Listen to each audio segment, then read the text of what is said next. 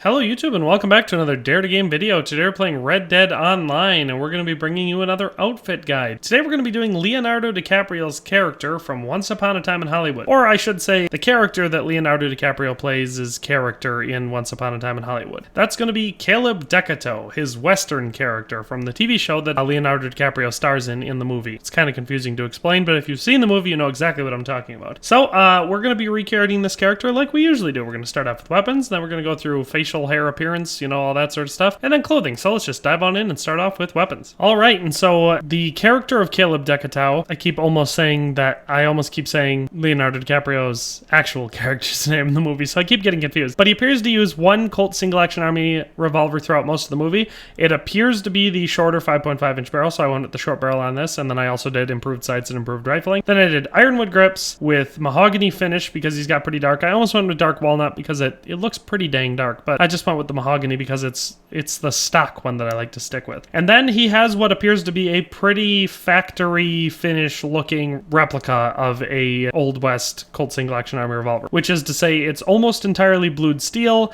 with the frame being color case hardened. So I'm doing my best attempt at doing that here without the ability to do color case hardening. So what I did was I made the trigger, sight, hammer, cylinder, and barrel all blued steel, and then I made the frame blackened steel, and I have some engraving in there, and then I put the brown steel in that. I considered going with the brown steel for the frame, but it's just too light. It contrasts really weird against the blued steel because the blued steel is also too light. The blued steel should be a little bit closer to black if they were trying to be accurate with the colors in this game. Some variation of that. If you want to make it look a little bit more uniform, you could probably just go with all blued steel or all black steel, but this is the closest I could come to making it look how it did in the movie. So that is really the only gun associated with this character, so let's move on to clothing. So here is my best attempt at recreating this character. So for hair, I went with the long swept back hair and I gave it a darker brown look. And then for the facial hair, now he has a pretty thin mustache in the movie, and it just kind of goes down a little bit on the sides. There wasn't really a great option for that out of anything available,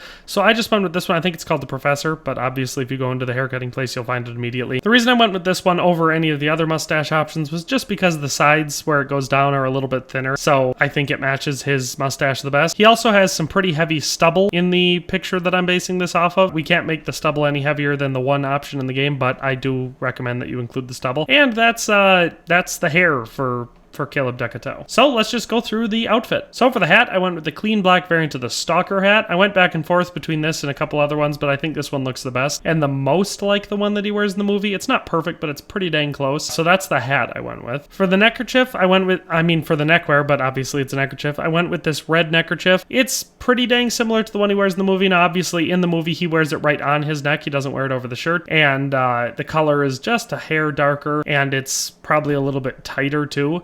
But other than that, this is pretty dang close. You could also go with the red variant of the narrow neckerchief would also be an option. Only problem with this one is it shows even less of the neckerchief because it tucks it under the collar, so that's why I went with the regular one. Then for the coats, this was the one area that I went back and forth between a lot of different coats trying to get it just right. I considered the regular leather jacket. I also considered this variant of the Benbow jacket because arguably I would say that this one looks the most like his jacket other than the color, because the one he wears in the movie is pretty dang dark and this one's just too light, but this one has the fringe like his does in the movie. So like I said, it was really hard for me to decide on the jacket, but I eventually did decide on this darker brown leather looking variant of the Hartman jacket. It's the right shape, the collar looks right, or at least it would if it was lying down flat, because his in the movie he usually wears it lying down flat. This has the right cut and it's approximately the right color, so that's why I went with this one. Also, it's a really cool looking jacket. I really like how it looks, so that's why I went with this one. Like I said, you could go with that variant of the Benbow jacket and I think it would still look okay even though it's a little too light. But that's the coat I went with. Then for the shirt, I went for this gray variant of the Paddon shirt,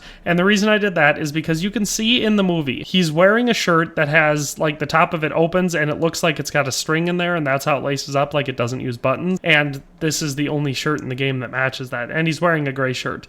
Now, you could use almost any other gray shirt and it would probably work just as well because you can't really see the strings and stuff underneath the neckerchief, but I think this shirt is the most like the one that he wears in the movie. So that's why I went with the gray variant of the Paddon shirt. For the gun belt, I went with the black bandit gun belt because he appears to wear a a really dark brown or black variant of a gun belt, and it looks pretty similar to this one. Wears it a little bit differently, and it's a little less wore down looking in the movie, but this is as close as I could come out of all the available options. And no offhand holster because he appears to only use one gun. Then for the pants, I did these black variant of the Bandito pants. I think they look quite a bit like the ones he wears in the movie, and they're kind of the only option for a kind of like jean looking dark black pants in the game, so I think they're the only ones that work. The bottoms of them are a little low. I'd rather the pants didn't actually go down as far over the boots as these ones do, but other than that, these pants are pretty much perfect for the outfit. Then for the boots, I went with these kind of green and brown variant of the Warren Roper's boots, and the reason for that should be pretty obvious. The boots he wears in the movie appear to have a green tint to them, so that's why I went with these, and because there's not really all that many green boot options that look like plain Western cowboy boots in the game, so these are kind of the only option. Then he does wear spurs, and they have kind of a star look to the back, but I don't have any spurs that match that. So I went with the Gurdon Morrow spurs, and I did the black variant because I'm pretty sure his are black, and they have, like I said, the silver wheel on the back, except his kind of looks like a star.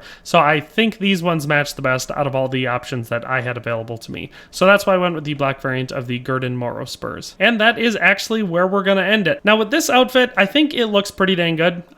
Either as the character that I'm trying to imitate or just as an outfit, I think it looks pretty cool. Like I said, the facial hair is a little bit off, and the jacket is not perfect. I wish it had some fringe because then it would really be perfect. But other than that, this outfit turned out really, really well and looked basically exactly like what I was going for. So that is Caleb DeCoteau from Once Upon a Time in Hollywood. In any case, that's where we're going to end this video. I hope you enjoyed it. I hope if you wanted to dress up like this character, you now can, because, you know, doing stuff like this does take time. I enjoy doing it though. So if you enjoyed this video and you think it was a good video that you would recommend to other people looking to dress up like this character, or just looking for inspiration for a vaguely maybe kind of a bad guy or cowboy outfit or something like that in the game, then I would like it if you would like this video and maybe share it to those people or whatever. If you have a friend that only ever dresses in solid black all leather outfits in the game and you're trying to get them to shake it up a little bit, this would be a good outfit for that. So definitely share it to those people.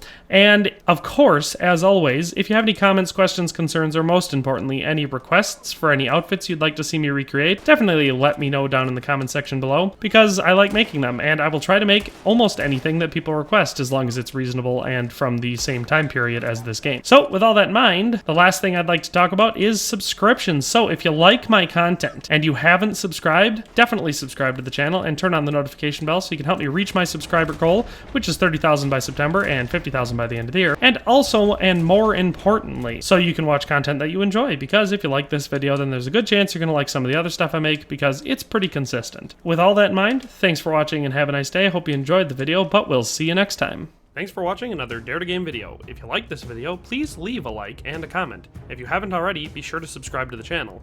If you like my content and would like to support this channel, consider becoming a member today for as little as $1.99 a month. It makes a huge difference. But in any case, thanks for watching and have a nice day. I'll see you next time.